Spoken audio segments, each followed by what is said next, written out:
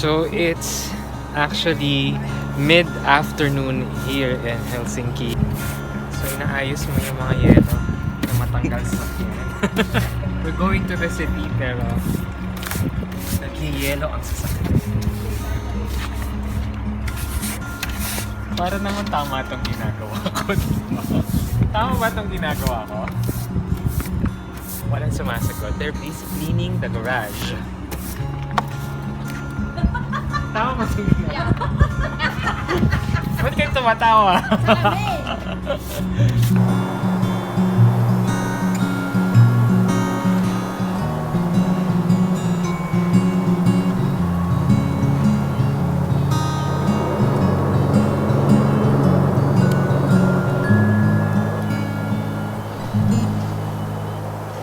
While I enjoy the cold winter weather generally, sometimes it can get really bothersome, especially during a winter storm.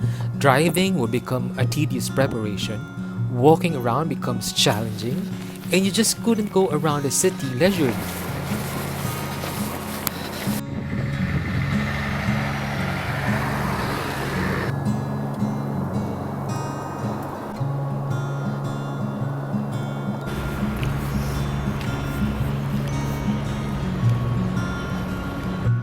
And when it becomes too strong, you have no choice but to hibernate in your home.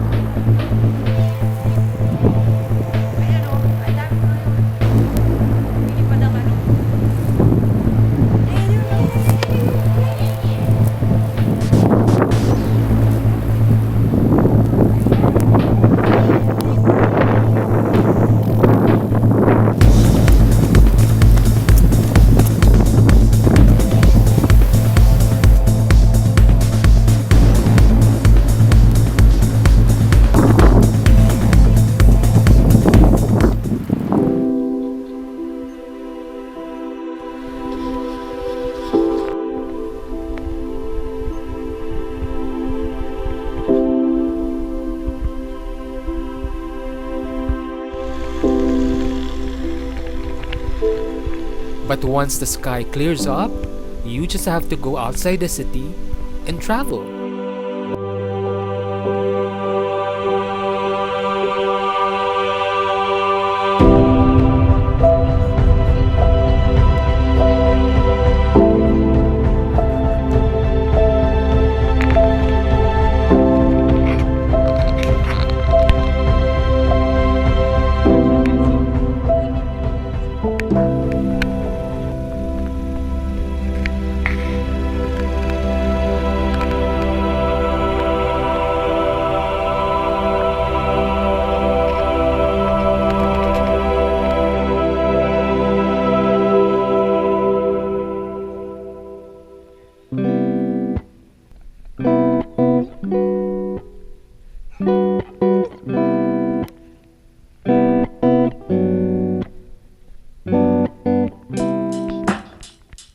Porvoo is another favorite place of mine in Finland, which is just around 40-minute drive. It is the second oldest city in the country. During summertime, the city is as colorful as the rainbow, and you would be able to walk on its old cobbled streets. But during wintertime, all the charming narrow streets are paved with snow, and the colorful houses are covered by the snowfall. The houses are mostly stores, restaurants, cafes, and workshops.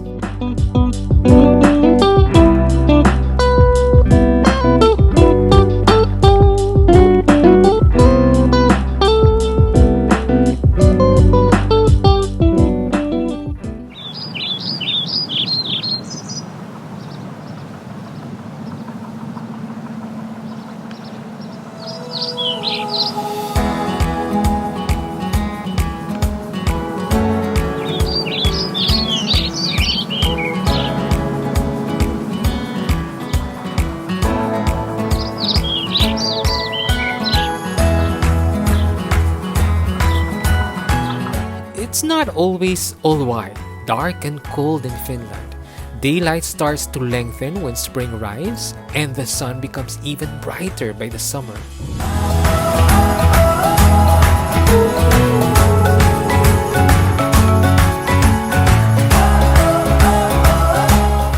Pupunta kami sa Vasa. Ano ba yung Vasa? Sa north o south?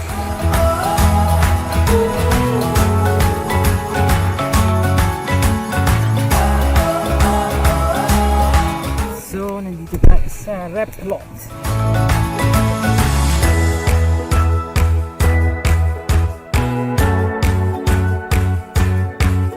Along the west coast of Finland is the city of Vasa. Not far from this town is the country's longest bridge, the Repulot Bridge, connecting the country's biggest island Repulot to the municipality of Korsholm.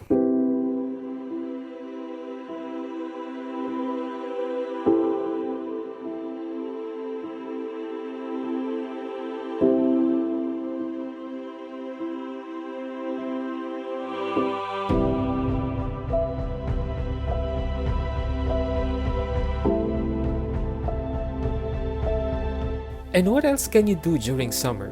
Wild berry and mushroom picking. May nakita ka? Meron kang nakuha?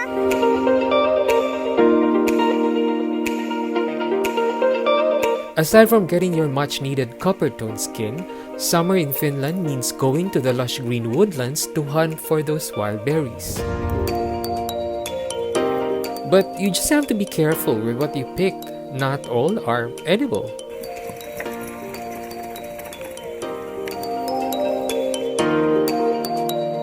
There are probably several hundreds of wild berries in the grass floors of Finland. With more than 12 million hectares of forest lands, berry picking has become a summer pastime for most Finnish people.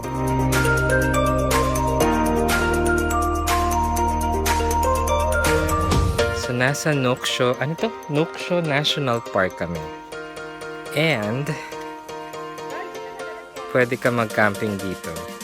Si Vanji, namumulot ng mushroom at ano yung berry kanina? Blueberry.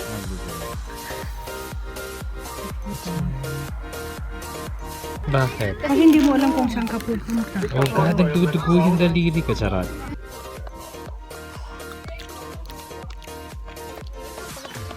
Ang asim, Vanji. No, kasi kumain ka ng candy. Ano hinahanap nila? Seryoso, ito mushroom mo. Hindi ka mamamatay, be.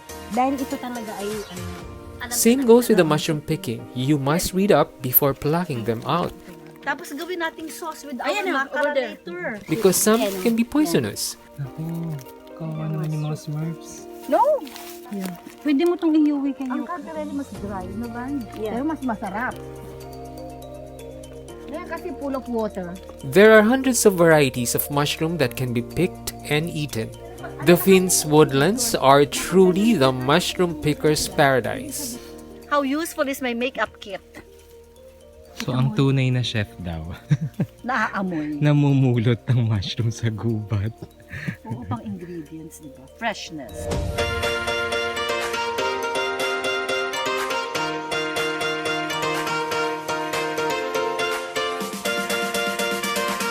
The national parks are important because for the Finnish people, this is where they get connected to the nature.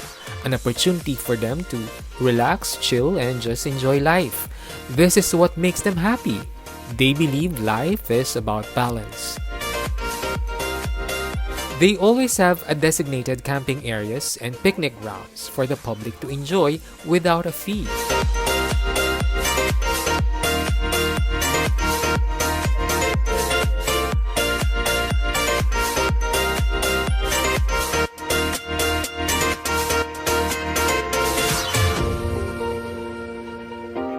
The woodlands are always near the city.